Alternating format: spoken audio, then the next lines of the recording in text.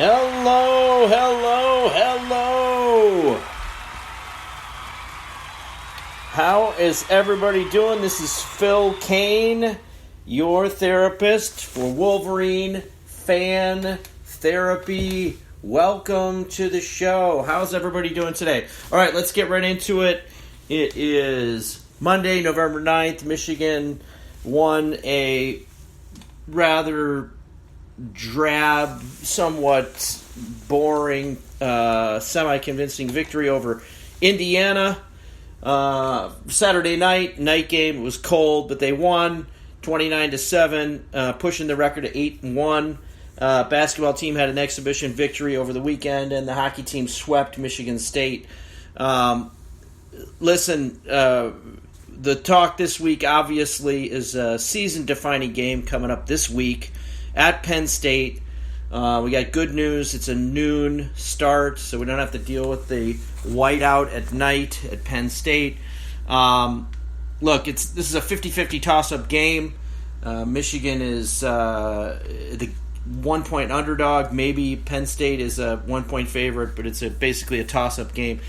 Michigan fans, to get you prepped for this game, Wolverine fans, look, I know everyone, this fan base is on a razor's edge with very little confidence going that Michigan's going to win an important road game or beat Ohio State this year. Everyone's, I'm sure, expecting that some disaster is going to happen and we're going to lose at Penn State. This is not a great Penn State team, okay? Let's call it what it is. They lost 3 games in a row.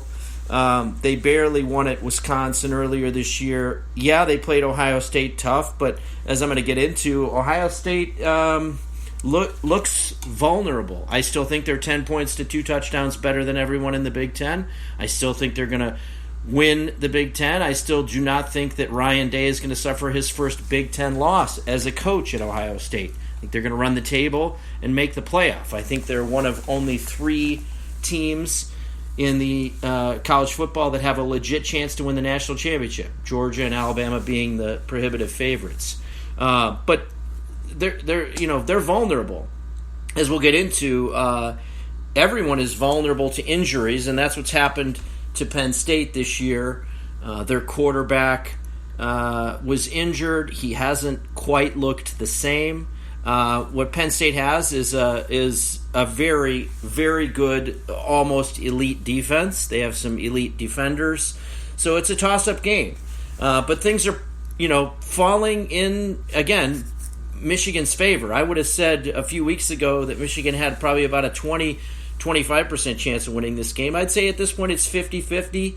Assuming that we get Eric All and Blake Corum back, that gives Michigan an advantage on offense. Penn State has one elite receiver, Jahan Dotson, who's definitely a difference maker and probably will score a touchdown, maybe 2, in the game. And he's the key to controlling Penn State. They don't run the ball very well. They don't have a great offensive line. They were in trouble against Maryland, tied 14-14 late in the game. This is a Penn State team that lost at home to Illinois in just an absolutely gruesome, disgusting game a few weeks ago that went into 8 overtimes. It was literally, it set offensive football back to the early 70s in the Big Ten. It was just terrible to watch. So Michigan's got a good chance. I mean, I would say they have a fighting chance, but we know that we have a tendency to shoot ourselves in the foot in these big games. We know that we have this complicated double bind situation with our coaching where we have an alum who should be a great coach, and I think he has he's great for the program in a lot of respects, but he's an average in-game coach when we perform average in these games. So anyway, I think as your therapist, I think I would encourage you to watch this game with eyes wide open. And this is going to come down to some key plays. It's going to be a defensive struggle, 2 very good defenses. Michigan, obviously, as we know at this point, our strength is our rush defenders. They're elite, and at times we just go absent on and allow long plays, but Penn State doesn't have any Heisman Trophy contenders on their team. They don't have a Kenneth Walker in the backfield. They have okay running backs and a like I said, I would say an average to below average offensive line. Their quarterback can be good at times, but he's been injured. Jahan Dotson's the guy to look out for. So should be an interesting game, and starting at noon definitely favors the Wolverines. But this is a season-defining game. You lose this game and probably lose to Ohio State, you wind up 9-3 with losses to Michigan, to the three best teams that you played, and the three key teams in your division in the Big Ten, and you probably finish in third place in your division again. If you win this game, Michigan's looking at a 10-win season, likely to hopefully win at Maryland, who's a decent team, but you don't want to look past them, but you should probably win that game. And then if you lose to Ohio State, you're 10-2. At least you've won 10 games. You're 10-2, losing to our two biggest rivals, but hey, at least you're 10-2. This is a season-defining game for Michigan, so an important game. But as your therapist, again, at this point, everyone, there's no secrets with anyone that's left on the schedule. Okay, Michigan had a potential secret weapon, if you want to call it, Andrel Anthony. He was revealed in the game at Michigan State. Penn State has no secret weapons that they're going to, unveil in this game. That'll be some kind of a mystery. And look, the same is true of Ohio State. Ohio State plays Purdue this weekend. I do not think they're going to lose to Purdue. Purdue has no more magic left. I expect Ohio State to win and probably cover. Not at all thinking that Purdue could pull yet another huge upset. But Ohio State does look slightly vulnerable. But of course, we can expect that they'll have all their players back. One of the reasons they looked slightly vulnerable at Nebraska was because they didn't have Garrett Wilson, one of their elite receivers. I'm sure that he's going to be back. But look, they're vulnerable to injuries. Their quarterback, C.J. Stroud, goes down. Ohio State's in trouble. They have an unbelievably elite freshman running back, Henderson. He's amazing. He's the best running back in the Big Ten this year, and he's a freshman. But hey, he goes down to injuries. They're not the same team, so that is important. And they have three at least reasonably hard games left in Purdue, Michigan State, and Michigan. So everyone's vulnerable. But I would say at this point in the season, the other thing that's nice is, as fans, we can all stop believing in mythology, that J.J. McCarthy is somehow magically better, or he's somehow better than Cade McNamara, or he's somehow better, ready to beat Ohio State. Look, we can stop believing in this mythology that we're only losing to Ohio State because of coaching. Look, it's just silly, okay? We lose to Ohio State because they have better players, and they have better players because, frankly, their culture is different than ours. Their culture lets players in that we probably wouldn't take, and their culture is that they are an NFL training camp, minor leagues for the NFL. They're unapologetic about it. They don't care. It doesn't bother them. They don't have any guilt or remorse about that. They don't try to fool anybody or pretend that they're somehow, still, really there to just produce fine men and student athletes and any of the rest of that rhetoric. It's not true, and they know it, and they embrace it, just like Alabama does, just like Georgia does. Oh, look who's in the college football playoff every year, those teams. So when Michigan, today it came out that former Ohio State football player Damon Arnett was